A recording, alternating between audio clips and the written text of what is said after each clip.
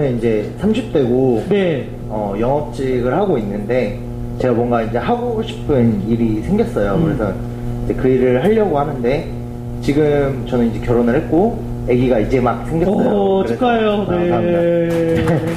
근데 이제 지금 이렇게 계속 직장을 다니면 이렇게 식구들 사는 데는 전혀 지장이 없지만 네. 제가 하고 싶은 일을 하려면 그러니까 이거를 버리고 이제 시작을 해야 되는 상황인데 네. 그러기에는 이제 앞이 너무 안 보이니까 네. 좀 무섭더라고요. 네. 그래서 지금 그런 것 때문에 굉장히 많이 고민이 돼서 네. 이거를 버리고 이 일을 해도 될지 아니면 그냥 남들이 말하는 것처럼 네. 그냥 지금 하는 일을 네. 그냥 꾸준히 해야 할지 그 자신이 좋아하는 일을 해야 하는 이유는 같은 이야기여서 온전히 존재하기 위해서예요.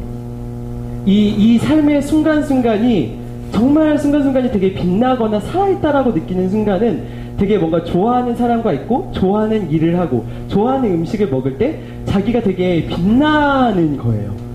이것은 그 에리 프롬의 소유냐 존재냐 보면 얼마나 소유했느냐가 이 사람의 존재를 결정하는 게 아니라 행복을 결정하는 게 아니라 얼마나 이 사람이 온전히 존재할 수 있느냐가 이 사람을 되게 결정한다라고 생각을 하거든요. 근데 저는 이 사람이 사람으로 태어나서 온전히 존재하는 것은 사람으로서의 의무라고 생각해요. 책임이자 이 수많은 몇십만 대의 일을 경쟁률을 뚫고 이 세상에 왔잖아요. 이 세상에 한 존재로 태어났으면 온전히 존재하는 것은 자신의 책임이자 의무로까지 생각할 필요는 있는 것 같아요. 근데 자신의 삶이 뭐 가장으로서의 삶을 살아도 분명히 그렇게 느끼는 사람이 있어요. 꼭 좋아하는 일을 해야만 그렇다고 생각하진 않아요. 뭔가 안정적인 일을 하면서도 동시에 가족을 책임지고 이랬을 때 더 빛나는 분들이 있거든요. 뭐 자녀분의 웃음을 볼 때 분명히 그런 분들도 계시니까. 근데 그렇지만 좋아하는 일을 해야 하는 그 숙명적 이유는 저는 이유에 있다라고 생각을 해요. 근데 그렇지만 동시에 그 젊은 시절에는 좋아하는 일을 하세요라는 얘기 하기 쉽지만 이런 약간 현실의 벽이 생기기 시작하면은 이게 되게 어려워지는 부분들이 분명히 있는 건 거죠.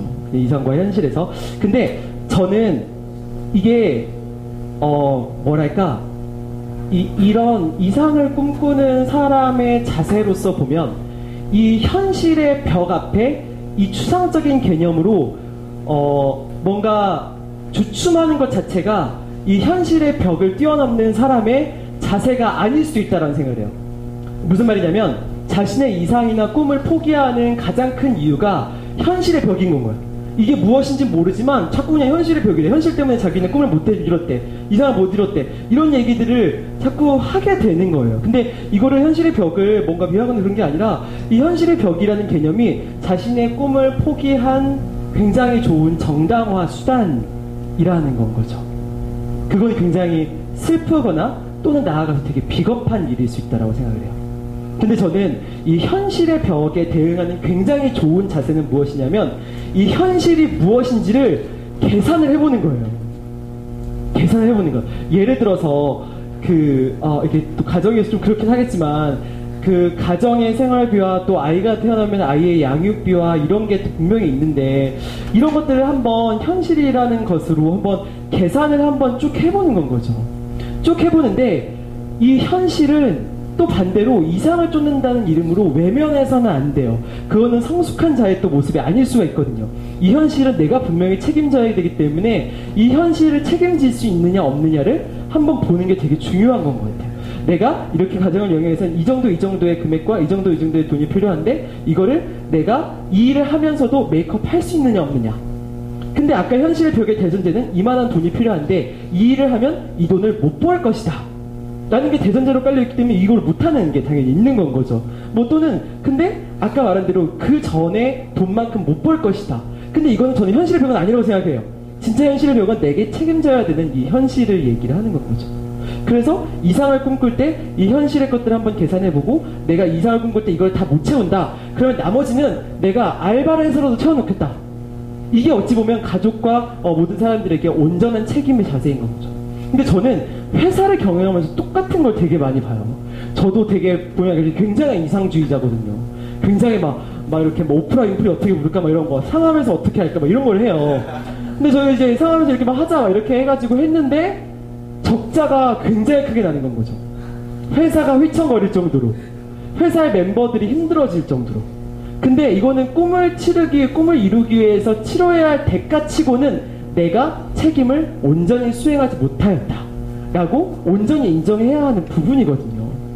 저는 반대로 이상을 쫓는 것 때문에 이 현실의 숫자를 계산하거나 이런 거를 너무 째째하게 봤어요. 너무 뭔가 약간 안 멋있다, 쿨하지 않다. 근데 지금은 좀 생각하는 것은 이상과 현실의 균형을 맞추는 중용적인 태도, 이 중도에 있는 삶의 태도가 저는 굉장히 좋다고 생각을 해요. 그래서 저도 젊을 때는 열정 막 이런 것들 있잖아요. 근데 이제 옛날에 이런 거 막 쫓고 진짜 무조건 해야지 막 미쳐야지 이랬는데 지금은 그런 친구들 보면 되게 부담스러운 거예요. 그런 게 아니라 약간 요즘에 있으면서도 약간 이런 쪽에 있는 이제 이런 식의 약간 개념들이 되게 중요하고, 마이크 임팩트를 볼 때도 약간 또라이들만 모이는 게 아니라 정말로 자기 자리에서 정말 조용하게 또 역할을 해줄 수 있는 그런 친구들이 같이 있을 때 회사의 전체적인 밸런스가 되게 맞더라고요. 그래서 아까 말씀드린 다시 돌아오면 이상과 현실을 절대 외면하지 않고 명확하게 쳐다보고 이것에 대해서 계산을 해보고 책임은 지되 이 이상도 동시에 쫓는 이런 식의 그림들을 만들어가는 게 되게 중요한 것 같아요. 이거는 대학생에게도 똑같이 적용이 돼요. 자기가 이렇게 해서 내가 이렇게 살아가는데 직업 취업 못하면 이 정도 돈을 못 벌 것 같아. 근데 진짜 현실의 벽은 어찌 보면 나의 그 생활비거든요. 내가 얼마를 벌어야지 이렇게 할 수 있구나. 그럼 이걸 어떻게 책임질까? 이런 고민을 하는 건 거죠. 근데 지금 마이크 임팩트는 너무 커져가지고 이게 한 달에 얼마를 벌어야지 이렇게 할 수 있지, 이런 고민들이 되게 많이 하긴 하는데, 이런 고민도 굉장히 저는 건강한 고민이라고 생각합니다. 이상과 현실의 그 균형점, 외면하지 않는 태도, 중용적인 태도, 이런 거 가져보면 되게 좋을 것 같습니다.